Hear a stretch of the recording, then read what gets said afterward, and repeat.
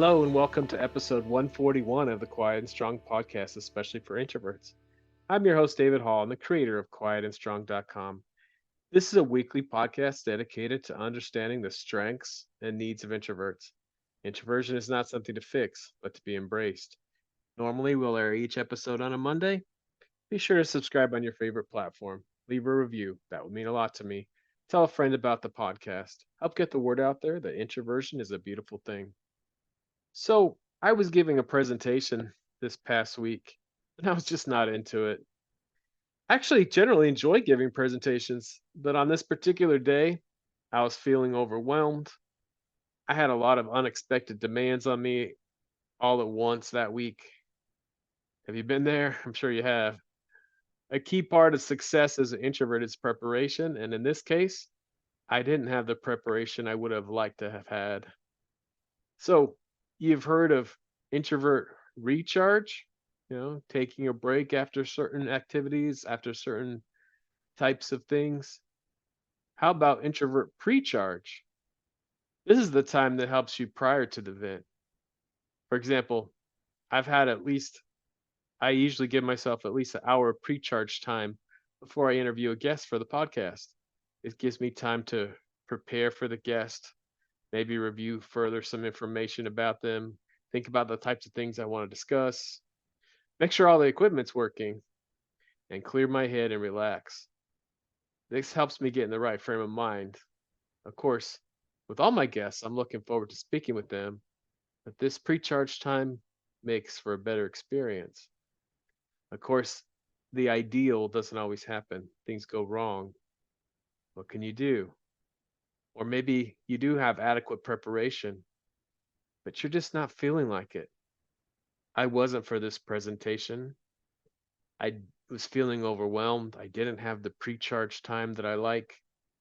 So, what do you do when you're just not feeling it? Or maybe you have a sense of dread, or you're overwhelmed or burned out in that moment or for that time. How do you do that meeting or presentation or conversation when you really need to? What do you do? So, let's discuss a couple things: how we can plan for pre charge and recharge as introverts, and how we can get in the right mindset when we're not. So, on pre-charge, one way to pre-charge as an introvert is to give yourself some time alone before the meeting or presentation. Find a quiet space where you can relax, gather your thoughts, and recharge your energy if you need to. This could be as simple as taking some deep breaths or engaging in a calming activity like listening to music or reading something inspirational. Another helpful strategy is to set realistic expectations for yourself. Recognize it's okay if you're not feeling 100% enthusiastic about the situation. For example, maybe you feel strange or different for not being outwardly energetic as other people might be. Remind yourself that you have amazing gifts. Introversion is a natural part of who you are, and it doesn't diminish your values or abilities. In fact, it's what makes you brilliant. So, in order to pre-charge as an introvert, it's important to prioritize quiet time for reflection and recharge and pre-charge. This can include, setting some time each day for that time, and then every so often, maybe every couple months or so, really have some deep reflection and planning. It's also important to communicate your need to others and set appropriate boundaries. For example, blocking off the first 90 minutes of my day for quiet time has been extremely helpful. Where can you block off time?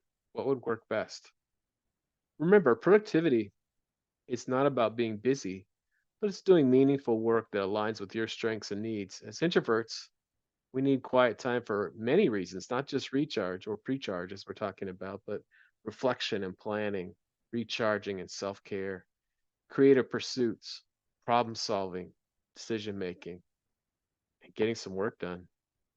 As an introvert, a weekly review will help you get organized and plan for the quiet time you need, either for some planning, thinking creatively, getting some work done, or relaxing and recharging. To do a weekly review, gather and process all your tasks and commitments. Review your system, update your lists, Make sure everything is clean, clear, current, and complete.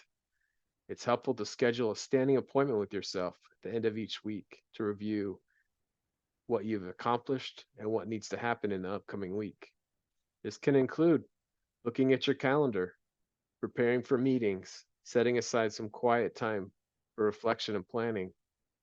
And I know for me, it could be different every week. I could have a week of a lot of different draining type of activities, and I might try to plug in some different recharge time depending on the type of activity. So it's important to review your week, see what you have going on, see where you might need a break, where you might need to do some quieter activities. So it's important to do that each week and look at your calendar on a daily and weekly basis. So you've made your best plans, or maybe not, and you're just not feeling it. Maybe it's not just a presentation or a single event that day, but maybe you just don't feel like it for the day. Facing the world on days when you'd rather stay in as an introvert can be challenging, but sometimes there are things that we have to do, feeling it or not. So here's a few tips to help you navigate such days or such events. So set realistic expectations. Understand that you don't have to be the life of the party. Maybe sometimes you are, but you don't have to be. Or you don't have to engage in extensive social activities every time you step outside. Instead, set realistic expectations for yourself. Decide on the level of social interaction you're comfortable with and stick to it. Plan downtime before and after. If you have an event or obligation that requires social interaction, plan downtime both before and after. This allows you to precharge before you go out and decompress after. Schedule some time alone to balance the social engagement. On days where you rather stay in, take time for activities that recharge you or spending some time alone. What activities recharge you? Employ strategies that work well for introverts in social settings. For example, if you know you're going to have some type of networking event, have a few conversation starters or topics ready so that you can ease into conversations. And, you know, we thrive in one on one and small groups. So seek those out where you can have more meaningful conversations rather than large, overwhelming gatherings. And don't be afraid to set boundaries and communicate your needs with your friends and family. Let people know that you might need breaks or moments of solitude during social events. Most people will understand and respect your introverted nature. Remember, it's okay to have days when you want to stay in and recharge. It's part of your natural personality in honoring your need for solitude and taking care of yourself. It's important for your well being. However, finding a balance between the alone time and social interactions is key to personal growth and maintaining relationships. So try to expand your comfort zone sometimes and enjoy new experiences and connections while giving yourself that time alone that you need. Sometimes you have to develop a positive mindset in the moment when you're not feeling that presentation or meeting. Developing a positive mindset as an introvert can greatly enhance your overall well being and help you navigate social situations with ease. Here's some strategies to cultivate a positive outlook. First, embrace self acceptance if needed. Embrace your unique qualities. Appreciate the strengths that come with being introverted, such as deep thinking, attentiveness, creativity, and many, many more. Reframing your thoughts can be a powerful way to change your perspective and motivate yourself when you don't feel like doing something. Here's some strategies to help you reframe your thoughts. So identify those negative thoughts. In my case, I just really didn't want to give a presentation right then. Start by recognizing the negative thoughts or excuses that are holding you back. What are you telling yourself about the task or activity you don't want to do? Maybe I'm saying this presentation isn't going to be interesting, or I am overwhelmed. So challenge those negative thoughts.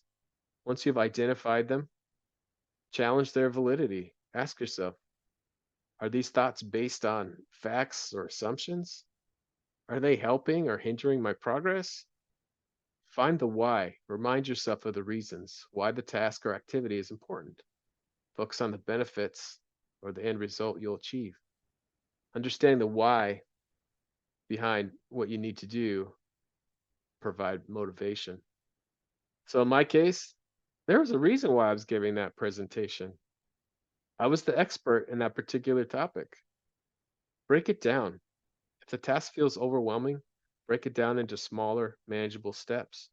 Reframe your thoughts by telling yourself you only need to complete one part of this task at a time. Positive affirmations. Use positive affirmations to counter negative thoughts. Repeat affirmations that encourage and motivate you. For example, if you're procrastinating on a work project, say to yourself, I'm capable and I can handle this task. Or in my case, I'm going to do a great job on this presentation. I'm the expert and I'm the one to give it. It's going to go well and I'm going to have fun. And my favorite thing to tell myself is, you got this. Tell yourself you got this, especially if you're hearing other voices in your head telling you otherwise. And then visualize your success. Imagine yourself successfully completing a task or activity. Imagine yourself having fun giving this presentation. Visualize a positive outcome, and that can boost your confidence and enthusiasm. And focus on progress, not perfection. Reframe your thoughts by shifting your focus from perfection to progress. Tell yourself that taking a step forward, even a small one, is an achievement. Perfectionism, it can be a killer to success. I know that's been the case for me. I fight perfectionism by telling myself, I'm not perfect and nobody else is either. I'm going to do my best preparation, do my best work, and then after, use my superpower of introverted reflection to keep getting better. So, in the case of the presentation, it wasn't perfect. I don't think any presentation is, but I did my best work. I gave my best effort, even though at first I didn't feel like it, and I think it went well. And then you can always think about after, you know what, I did good, but how can I make that even better? And change your language. Pay attention to the words that you use when you're talking to yourself. Replace negative or self defeating language with more positive and empowering words. For instance, instead of saying, I have to do this, with, I want to do this, or this is going to be fun.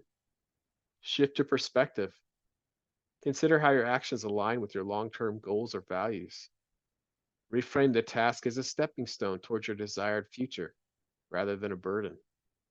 It's part of what you need to do to keep progressing or to get your job done. Find intrinsic motivation. Discover what aspects of the task you really enjoy or find fulfilling. Focus on these aspects to create a sense of motivation. And practice self compassion. Be kind and understanding toward yourself. Acknowledge that it's okay to have moments of resistance or lack of motivation. It happens to all of us.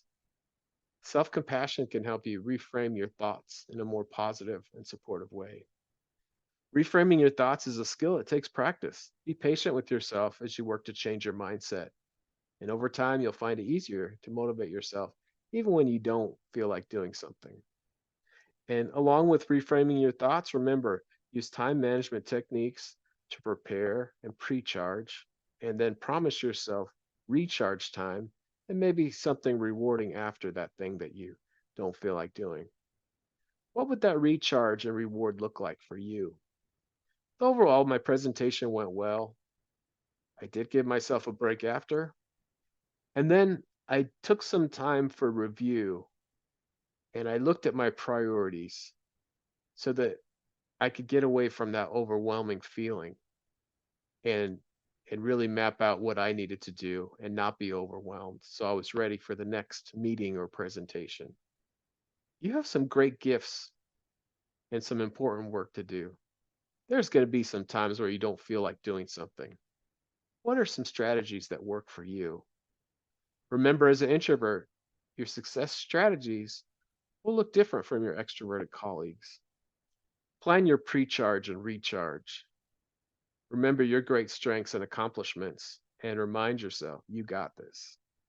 So thank you so much for joining me. I hope you take the time to explore other episodes and learn from our amazing guests. Remember, if you're interested in getting to know yourself better, There's now a free Type Finder personality assessment on the Quiet and Strong website. This free assessment will give you a brief report, including the four letter Myers-Briggs code. I will add a link to the show notes. And I'd love to connect with you. Reach out at david@quietandstrong.com or check out the quietandstrong.com website, which includes blog posts, links to social media for Quiet and Strong, and much more. Send me topics or guests you would like to see on the show. There's so many great things about being an introvert, and so we need those things to be understood. Get to know your introverted strengths and needs and be strong.